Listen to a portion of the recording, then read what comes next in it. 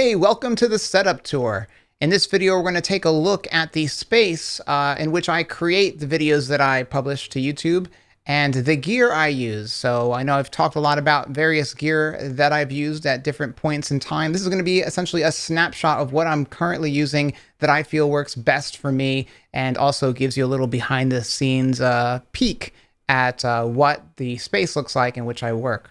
Let's start off with the camera I'm using. I'm currently recording this video with the Sony a6300 and the kit lens. Nothing fancy there. I don't have any sophisticated lens on this thing, just what the camera came with. And I'm pretty pleased with the results. Now, the camera doesn't feature a flip LCD screen, so I can't flip it 180 degrees and see myself while recording myself. But to get around that, I've connected my camera to one of my monitors via a micro HDMI cable. And that allows me to then frame my shot and see what's going on a nice big screen. I also use the Sony RMT DSLR2 to start and stop recording when I'm in front of the camera. My camera sits on top of an Alta Pro 263AT aluminum tripod. I picked this up because I wanted a more professional grade tripod that could support the weight of a DSLR, had a quality build, and was not ridiculously expensive. I also wanted something that was incredibly flexible and capable of giving me lateral angles for product shots and such.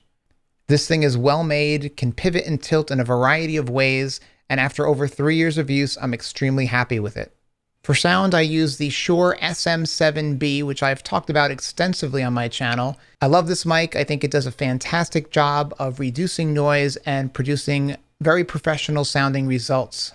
The mic itself is connected directly into a DBX 286S, and the output of that is plugged into my Focusrite 2i4, which then goes and connects to my computer via USB. My microphone sits on a Rode PSA-1 swivel mount. I have this actually installed directly into my desk. I drilled a hole in it and installed it that way, although it does come with a clamp if you don't want to be as ambitious as I was. Now, the computer I'm currently using to do all my gaming and development and video content creation is a custom build I put together back in October of 2012. And I usually build kind of somewhat high-end machines, so this thing is still alive and kicking and doing well for the types of things I like to do. For those curious about what's under the hood, I'm using a Corsair Graphite 600T case with an Asus Sabertooth Z77 motherboard, an Intel i7 3770K quad-core processor, a Sapphire Radeon HD 7970 video card, a Creative Sound Blaster Z sound card, and 32 gigabytes of Corsair Vengeance RAM. Now, this isn't the computer I'd build today because it is 4 years later, but it is what I'm currently using. My keyboard is the Corsair Gaming K70 RGB LED mechanical keyboard with Cherry MX Brown switches. It can display 18.8 million colors and is fully customizable. It's enclosed in an aircraft-grade anodized brushed aluminum housing and includes media controls on the top right. As a computer gamer and someone who likes to generally work in the dark, the lighted display makes finding keys easy and the countless programming effects a fun way to add character to my desk. My weapon of choice for gaming is the Logitech G700. It features 13 programmable buttons, which can be individually configured to perform a single operation or a pre-recorded macro. I personally don't use the macro feature, but I do program various buttons to perform specific actions depending on the game I'm playing, like toggling between primary and secondary weapons, crouching, going prone, dropping a med pack, etc. It also allows you to set up 5 different configurations so you can switch between profiles depending on which game you're playing or program you're using. The G5700 is also unique in that it can be used either corded or cordless. Now, I'm not a professional gamer, but I do like to be as competitive as possible. To that end, every peripheral I buy is designed to eke out whatever performance improvement I can. My mousepad is no exception. What I like about this $10 mousepad from SteelSeries is that it has a durable fabric on the top and a rubberized base. The top surface gives me just the right friction I need to maintain control when quickly acquiring targets in FPS games like Overwatch and Battlefield, while the rubberized base keeps the mouse pad firmly in place. Monitor-wise, I have three 24-inch monitors that I've acquired over time throughout the years. The monitor to my right is a Dell Ultrasharp monitor and can display over 1 million colors. It is also color calibrated out of the box, compatible with industry standards, and features a 6 millisecond response time. I use this monitor primarily for Photoshop and video editing and playback. My Senator monitor is a BenQ XL2420 TE 144 Hz high-performance gaming monitor. I got this primarily for FPS gaming. The high refresh rate allows me to get more full-screen updates per second and prevents tearing, assuming you have a video card powerful enough to drive it at 144 Hz. Another neat feature is this magnetized corded remote. They call it the S switch, that enables you to record presets and adjust your monitor's settings without having to poke at your monitor from a distance. I actually use two of the presets. One is set to normal use, and another puts my monitor in a dimmed state, which I use when it is late at night and I don't want to subject my eyes to the monitor's bright glare. And my third and final monitor is just another 24-inch Dell monitor that I got bundled with a computer way back when, that just serves to give me more desktop real estate in which to work.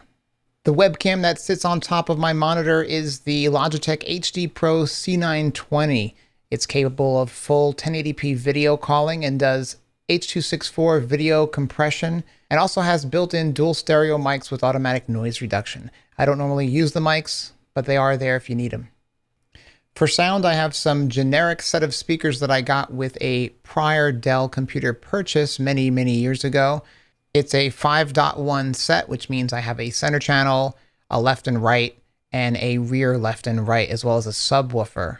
The reason why I have the center channel just sitting under my monitor is because, well, the mounting hardware actually works with most of my Dell monitors, but is not something standard that the BenQ monitor has. And since it's a center channel speaker, I'd rather have it sitting in front of me than properly mounted to a monitor to my right or left. My headset is the Sennheiser PC360 gaming headset, and I've really enjoyed them. I've had them for several years. They're lightweight, they're comfortable, and they just sound great. They feature an open cup design, which is kind of unique. This is my first pair of headphones that have an open cup design. And what that means is air is able to come in and go out so you don't get all sweaty. It also means that you can hear, sound will actually bleed out, but also sound will come in. So if you have a baby crying in the background, you'll be able to hear that baby. And that's kind of good if you don't want to totally close yourself off to the outside world. It also has super comfortable velvety ear pads and a mic that automatically turns off when you lift the boom. Now, one of the questions I get asked a lot on my channel is, what is that thing that's holding your headphones? That's the Sennheiser Hh10. And I picked that up on Amazon and it's awesome. Actually, I picked a few of them up at the time, and they allow me to essentially hang my headphones on the side of a desk, or in this case, I actually mounted it to the side of my boom arm. It's got like a clamping mechanism, and it allows me to keep my headphones off the desk, which is fantastic. For lighting, I'm using a product from a company called Impact. It's a 4-socket compact fluorescent light, and there's 3 lights in a kit. I'm not a big fan of this particular light set. It kind of has fallen apart on me. At some point, I'll switch them out for an LED solution.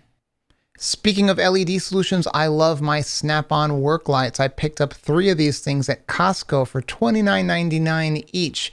They sell for a little more on Amazon if you can't get yourself to a Costco, but they're well worth it. They're super bright, and I use them as indirect lighting in my room. I actually point them toward the wall so that I don't have a very harsh, bright light in my room.